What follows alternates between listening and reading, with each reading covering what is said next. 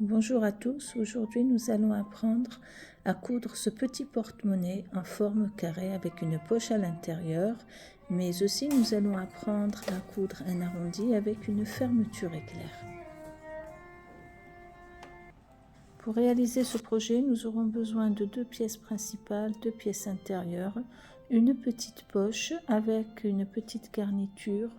Je partage avec vous dans ma vidéo le gabarit pour réaliser le modèle.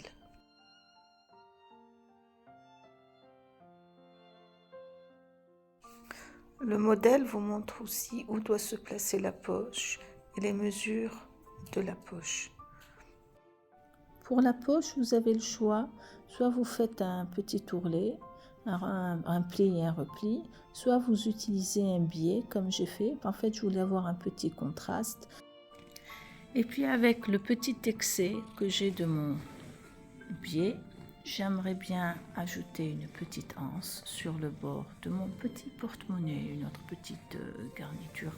Après, le choix des couleurs et tout ça, bien sûr, c'est des choix personnels ou selon ce qu'on a. Alors pour ce projet, j'ai décidé de ne pas thermocoller mes pièces intérieures puisque le porte-monnaie est déjà un petit projet. Donc si on fait que les pièces soient trop thermocollées, ça va donner quelque chose d'épais et tout. Par contre, mon tissu extérieur, il est fait en côtelé, donc c'est un peu épais. Ça va un petit peu compenser tout ça. Pour commencer, je vais prendre la pièce extérieure de mon porte-monnaie. Je vais mettre ma fermeture éclair endroit contre endroit, donc un ruban de la fermeture éclair endroit contre endroit. Je vais épingler tout au long et quand je vais m'approcher de l'arrondi, à ce moment-là, il va falloir avancer tout doucement déjà. Donc la première des choses que je vais faire, c'est que je vais ouvrir ma fermeture éclair. Ça va me permettre d'être beaucoup plus précise quand je vais aborder l'arrondi et de pouvoir mieux aplatir les 2 arrondis ensemble, le porte-monnaie et le ruban de ma fermeture éclair. Il n'y a pas de problème à avoir les épingles assez proches l'une de l'autre. Puis une fois que j'arrive sur le côté droit, à ce moment-là, je continue à travailler normalement. Et donc là, nous pouvons passer à la couture. Au moment où nous allons passer à la couture, première des choses, c'est qu'il faudra changer le pied de biche. Donc je vais utiliser le pied de biche spécial fermeture éclair. Sur ma fermeture éclair, j'arrive quand même à voir un petit trait qui fait partie de la trame du ruban de la fermeture éclair. Je vais essayer de suivre ce trait tout au long de ma couture. Ça sera en fait mon repère pour avoir un travail symétrique sur les 2 côtés.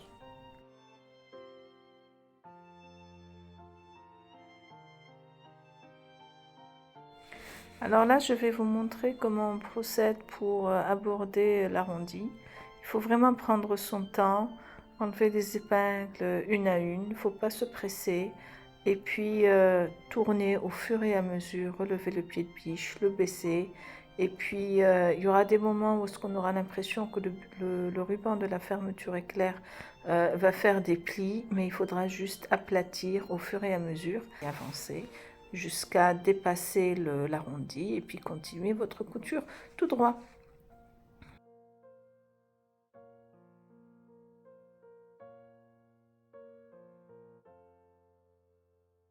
Donc je viens de finir ma couture, donc voilà.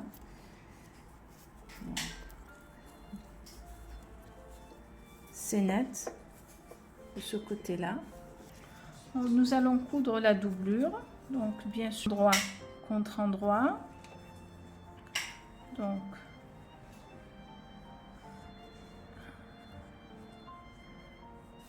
je vais épingler tout ça.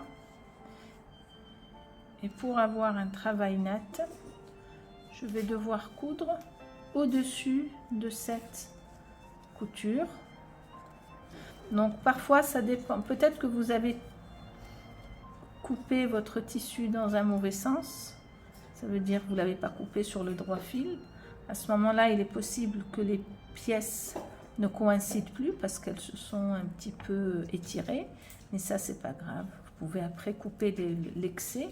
Donc, tout est prêt. Donc, voilà, je commence exactement sur le même endroit pour que ça fasse un travail net. Et puis, eh ben, on avance gentiment. Voilà.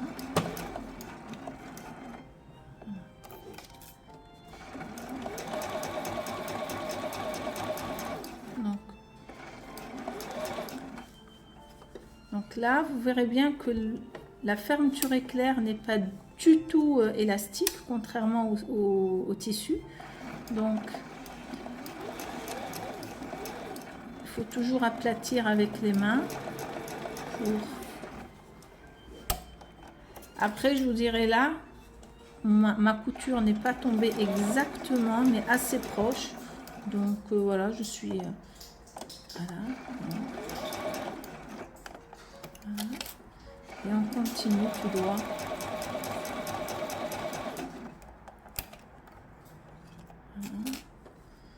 Voilà. Jusqu'au bout.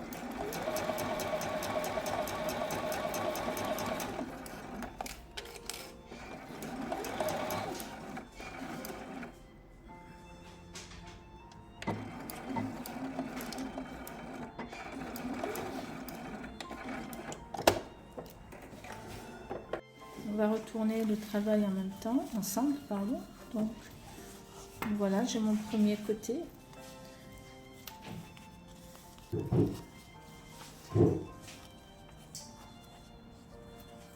Donc ce que je vais faire maintenant, je vais faire une couture tout au long de ma fermeture éclair pour bien maintenir tout ça. Je vais aussi repasser, mais avant je vais réaliser des crans au niveau de l'arrondi pour qu'il soit beaucoup plus souple. Là maintenant je vais passer à la réalisation de la poche. J'ai décidé d'utiliser un biais pour le bord supérieur, juste pour des raisons esthétiques. Si vous n'en avez pas, c'est vraiment pas grave.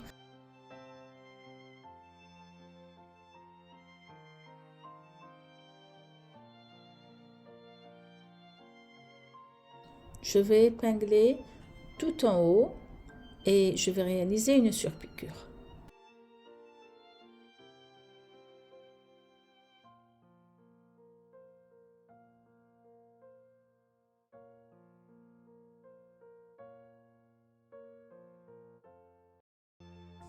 Et puis maintenant, je vais assembler ma poche avec la pièce intérieure de mon porte-monnaie.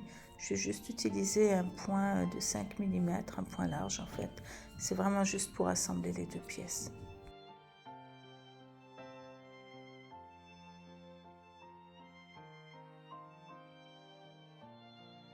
Et là maintenant, avec ce qui me reste de mon biais, je vais réaliser ma petite anse que je vais attacher sur le bord arrière de mon porte-monnaie à 2 cm vers le bas par rapport à la fermeture éclair.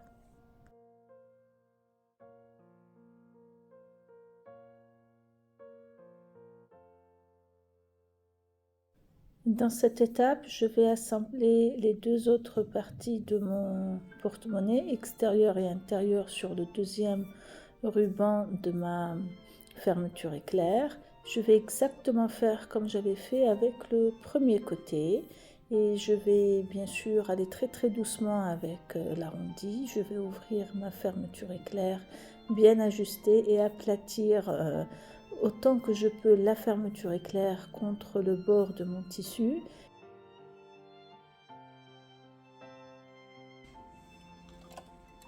Je vais vous montrer encore une fois comment on entame l'arrondi. Et donc j'ai ouvert ma fermeture éclair et puis je vais retrouver le même repère que j'avais sur le ruban de ma fermeture éclair. Et puis je vais avancer doucement et au fur et à mesure je vais éviter d'avoir des plis sur le ruban de la fermeture éclair. Et une fois que je finis l'arrondi, je peux continuer à coudre le côté droit le plus normalement possible.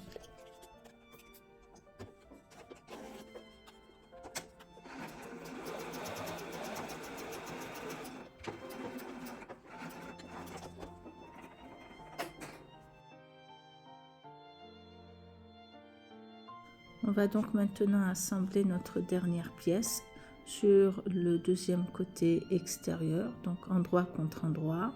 Et je vais assembler donc les deux pièces d'abord avec des épingles, puis je vais coudre au-dessus de la première couture que j'avais fait. Ça va me servir de repère. Et puis après, il nous restera la dernière étape qui sera de assembler toutes les épaisseurs ensemble pour fermer le petit porte-monnaie. Alors là encore, on va devoir faire la petite surpiqûre sur le ruban de la fermeture éclair pour que tout soit bien maintenu. Donc il faut bien pousser tous les tissus vers le bas au moment où on passe la couture. On utilise toujours le même pied presseur. Et puis comme c'est une surcouture, je vous le dis encore une fois, un point de 3,4 ou 3,2 mm. On fait attention à l'arrondi. Cette fois-ci, ça sera beaucoup plus facile.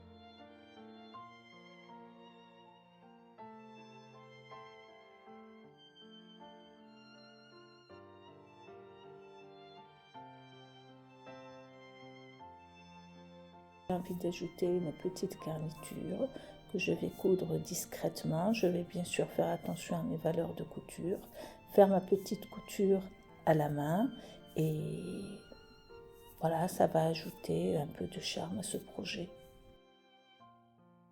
Et maintenant, nous allons passer à la dernière étape qui consiste à assembler toutes les épaisseurs, toutes les parties ensemble pour fermer le petit porte-monnaie. Donc, vous allez voir comment je procède et on va laisser une petite ouverture pour pouvoir le retourner sur l'endroit, faire la dernière petite couture.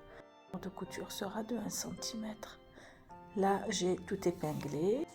J'ai commencé donc ma couture.